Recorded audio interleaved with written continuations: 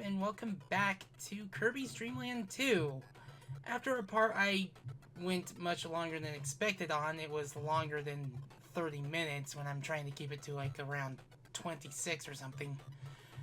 I got to vent about some of my biggest issues about this game, and with the rate that this is going, it's not going to get much better. As for this character here, we're still not at the point where we found the last areas you can find certain characters, but this particular level is where we're going to need a certain animal buddy. Yep. So much for that. Yeah, we're going to need to find a certain animal buddy here because we need it for the very next level after this one. So, gotta be careful around here. Ugh. Sorry, all these bronze... of course they would. Of course they would. Get in there. Now we have a certain, interesting looking boss. Despite it not being the captain of any ship, this is Captain Stitch. He gives the needle ability. And he looks like a Gordo.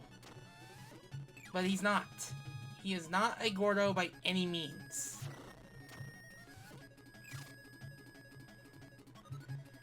And it's funny how they have like a boss version of a Gordo, despite it not sharing any sort of... despite being in the same series. So yeah, this one does not want to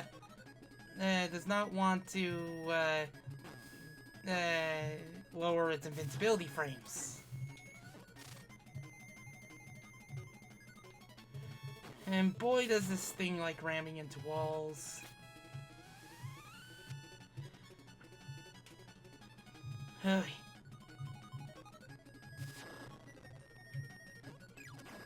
And there we go.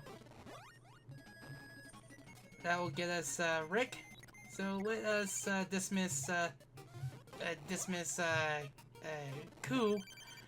And this is the worst version of Needles. You will summon large spikes behind you.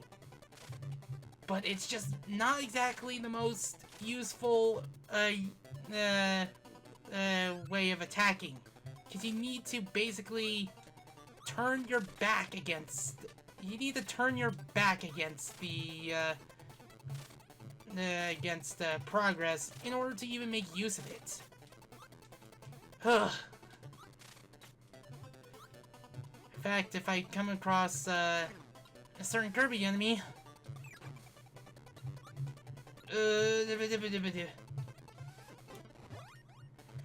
If I come across a certain Kirby enemy, we're immediately taking it.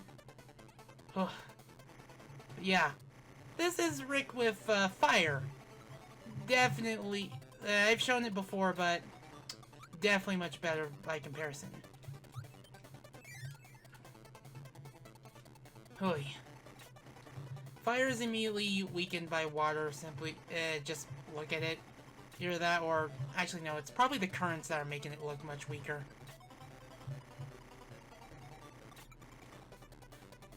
Huh, why didn't I think to use that before? But we're going to need to find an enemy with Spark for the ability. So that way we can bring it into the next level. We gotta be careful with Rick here because if we lose Rick here, we have to do the level again, and boy is early Kirby like very bad with that. You want to get this certain, you want to get this collectible? You need to come into the level with a certain ability. They just won't give you that ability in the level like later Kirby games would. And boy, do they want to make sure that you, need to be careful with this, with your, animal buddy of choice.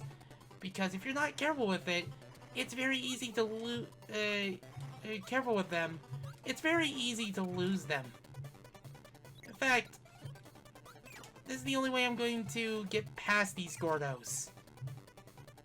Captain Stitch is never brought back into the series again after this. So I'll be a moment while I get the 1-up for this one.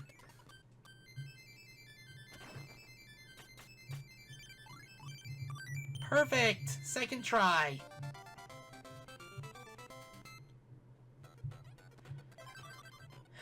Good thing we got that heal. And I'm going to make a restore point for this level specifically. Give me a moment. Anywho.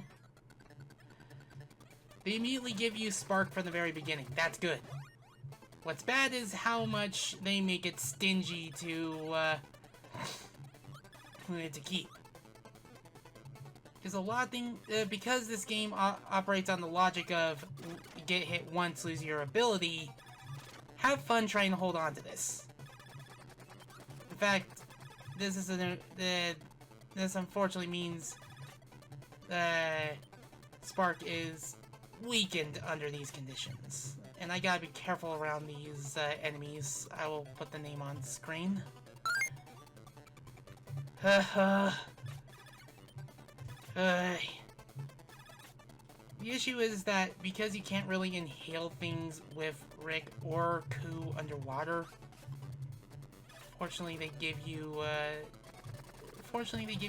other opportunities to get this ability. That's a... well, I guess might as well take the heal. This is the problem. You gotta be careful around this particular part. You have to make sure to carry Rick all the way to the top, and it gets really strict. Really, really strict. They throw enemies in inconvenient places, and they really punish you for even getting hit once. Like, the reason why I don't think these older Kirby games are as flawless as some of the later adventures is because they punish you too much when you're going for the best ending. And we need to basically... I almost had it. And we need to basically... like, we need to be absolutely perfect. I mean, I get it. It was the 90s. Even if it hasn't really particularly aged well. Like, I get trying to find your footing with this. Bad news is that we have to dismiss Rick here. Because that jump is a bit too tight. Good job, me! So, let's try that again. So yeah, we have to basically make a rather tight jump that I don't think is possible with Rick. And yeah, but unfortunately we're not at the worst of it.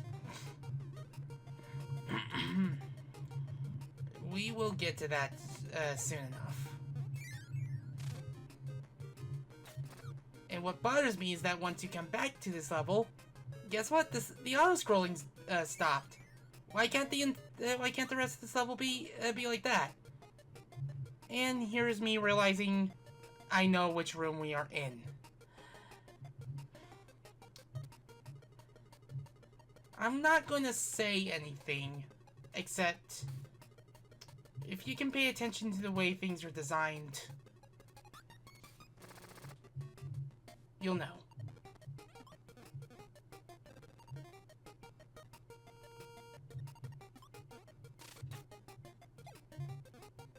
Yeah, Hal got away with that. If you've paid attention to how things were designed, Hal got away with that.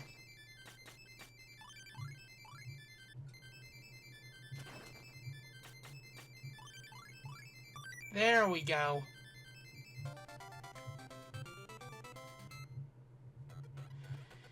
Yeah, I can't believe they put that in a Kirby game.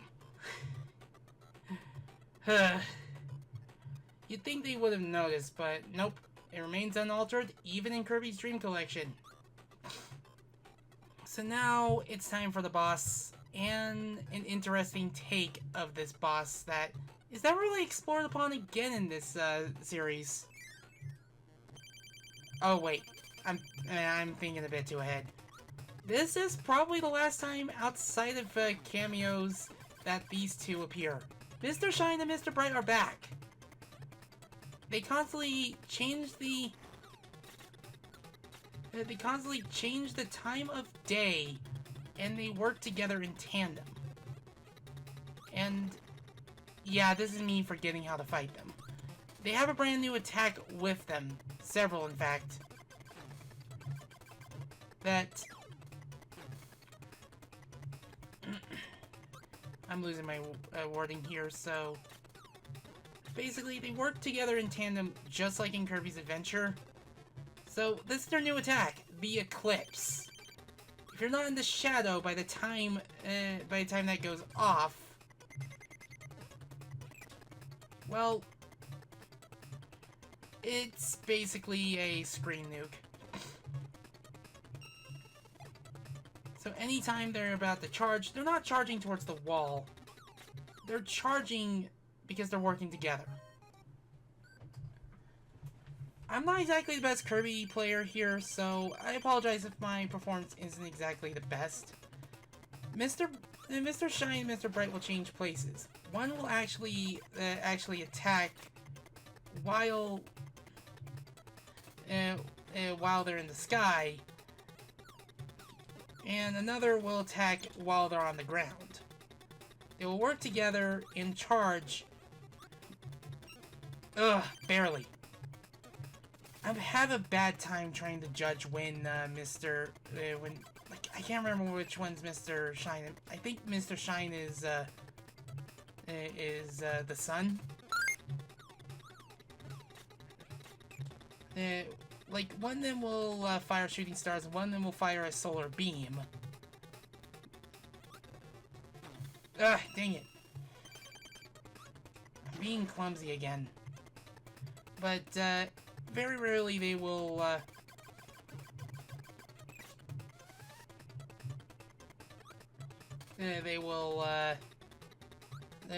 occasionally they will fire projectile stars from the sky to, like, to attack you.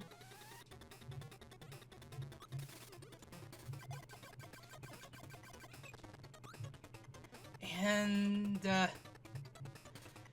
they will still be able to do this eclipse attack. One will fire beams, the other will fire stars. And boy, I think I should really get my words together. I got lives to burn.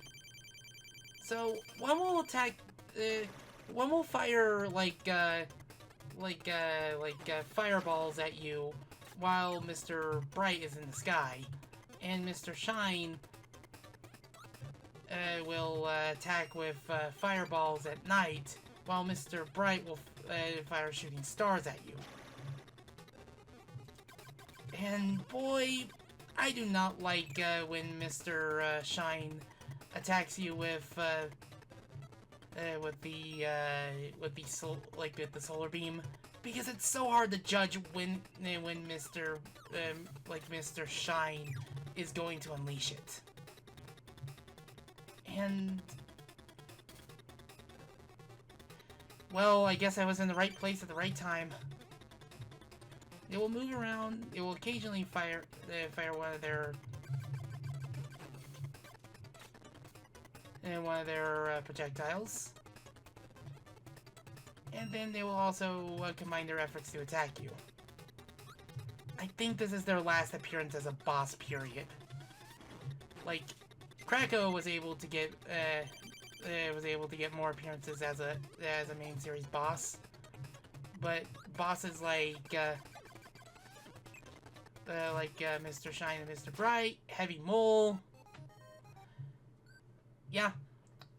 After this game, I think their last notable appearance is Kirby's Avalanche, which was a Kirby reskin of Puyo Puyo. So, yeah.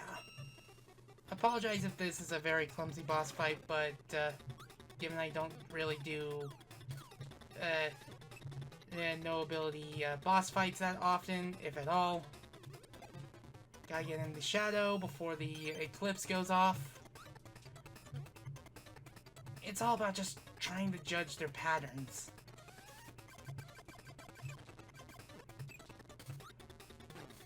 Ugh. Uh-oh. I still got hit anyway.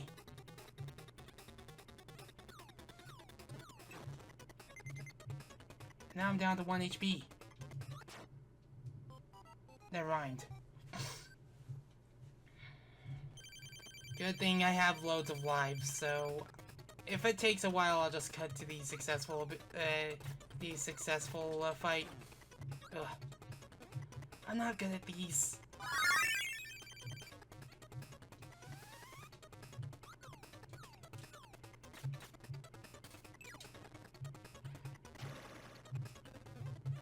It's just basing, like, just trying to judge where, when they're going to move, when they're going to charge, when they're going to do those one attacks that you, for some odd reason, cannot even fathom inhaling to even be able to, like, attack with, because really they're projectiles, and then they do that, and then they do that. Like, they make it so your only way of getting projectiles is through the supporting player's attacks. But the problem is that one of them is a lot harder to judge than the other.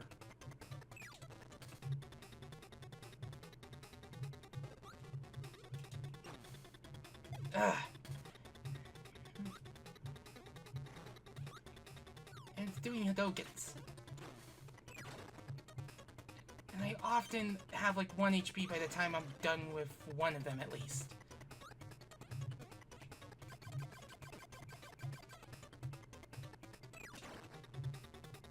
That's them done, finally. I'm gonna hate editing this later.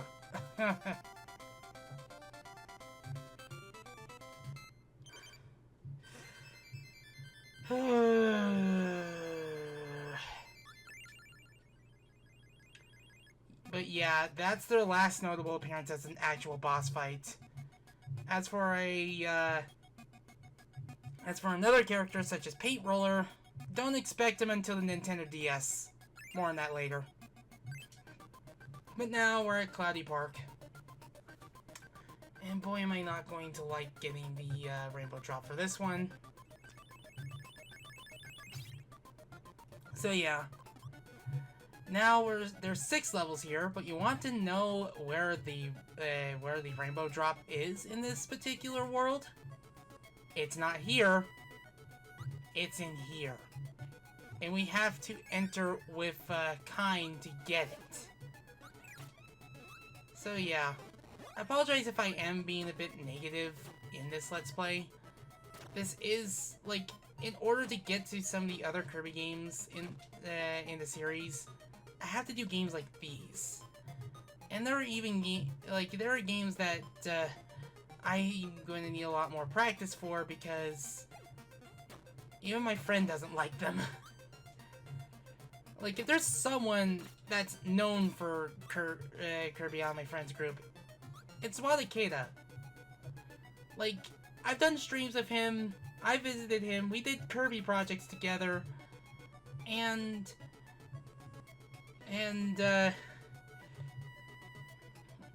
he has a lot of knowledge with dealing with Kirby bosses and such. Let's just say there's a reason why he's not a fan of Kirby Squeak Squad. And he can understand why I don't exactly like this game now that I've played it in full. Like, I want to talk about it when we actually reach the credits. Like, the proper credits, not the bad ending. Because we got quite the game to, we got to talk about, like, why this particular game, I wish was much better than it already is, because it was my very first Kirby game. Alright, Kine. This is just this is Kine with Parasol. Yeah, Kine is very limited in terms of what he can do. I never really got to talk about my issue with Kine in Kirby Right Back At Ya. And I've yet to watch all the episodes, regardless of dub. I think the best thing that came out of that particular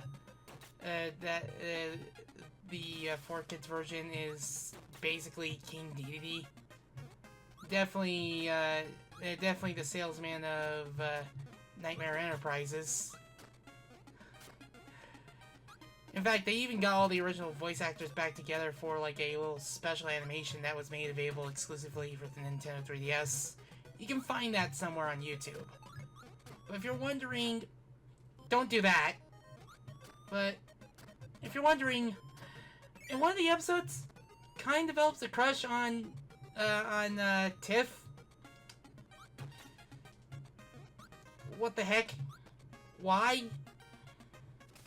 I don't like to talk about when when particular animes or games decide to do something like that. I don't need to say why. I'm not comfortable with the subject. With the subject matter. There are also other issues I have and such, and there's a reason why people would like to say don't think about it too much, because it's that disturbing. There's also another piece of Kirby media that I'm not sure when I'm going to touch upon, and it's the Kirby manga. I'm not really familiar with it, other than the fact that it exists. But I hear it's something else entirely.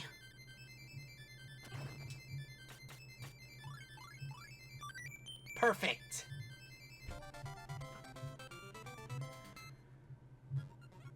But I'm not going to talk about it here. I don't know when I'm going to do a video about the Kirby anime, but I have to be careful with what footage I show, because it's either that or I approach it the real gems method, where I have to use it through screenshots and be very brief with my footage. Oy. But yeah, for this one, we need to bring Kine into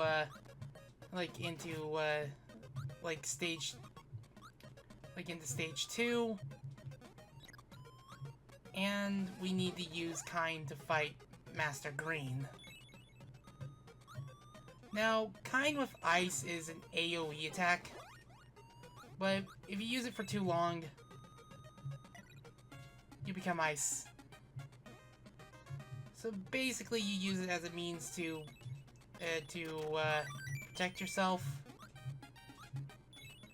In fact, we got 2 1-ups because of that.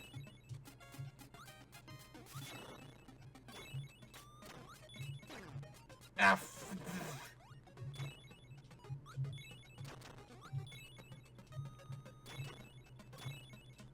but we need Ice to get past this part, so doing this no ability is not exactly possible. But this particular level's a bit elaborate with what you have to do just to get the rainbow drop in it. You have to go down here. Then you have to go this way.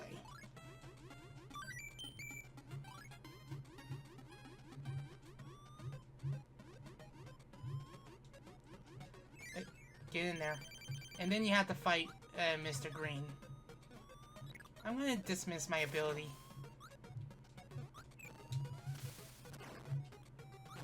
Ugh.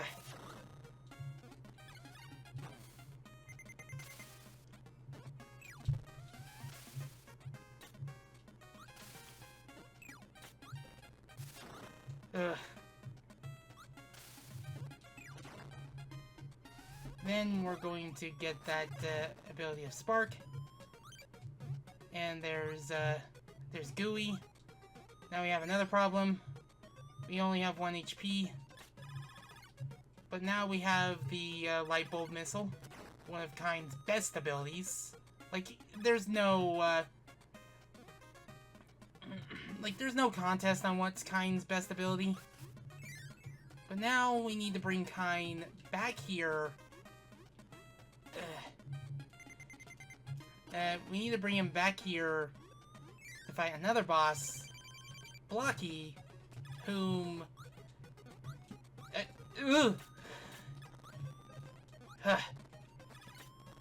I do like that this is the one boss that they bring back for Kirby's, like, best era. Like, I can't wait to get to those games. Ugh.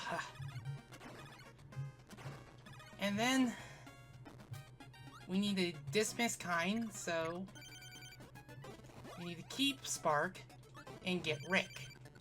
There's an easier way to do this, and I'll probably show it off as a bit of an extra. So I'll probably make a bit of a... Yeah, you better not.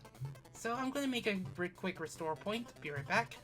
So if we decide to... Now, there is another way you can do this by, like, skipping Rick entirely, but it's pretty hard to do, so give me a moment if it takes a bit. You basically just need to do that. And that frees Ku. But the intended way, I'll show you right now. This is how they want you to do it. They want you to take Rick and use Spark with him to basically free Ku. Now we need to dismiss Rick and take Ku. Because Ku will be the only reason we're going to be able to get this rainbow drop. Because we need to fight, well, WoW, and let's just say, there's a reason why I find Ku with Spark Ku to be very good. Now we need to discard Spark for Cutter, and now we can go back. No, no, no! Give it back! Give it back!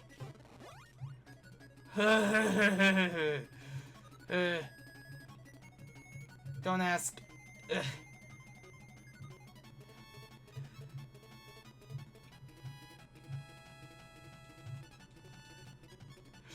And now, that is our sixth rainbow drop. Yeah. Now all we have to do is just beat the level. And I think I'll call it after that. I think we're done with the worst of it, because all we have to worry about is just the final boss and the pathway to get to the last rainbow drop. This project is pretty short, so I might have time to basically do another LP after this. Here's me tapping into my inner Leon and forgetting where to go.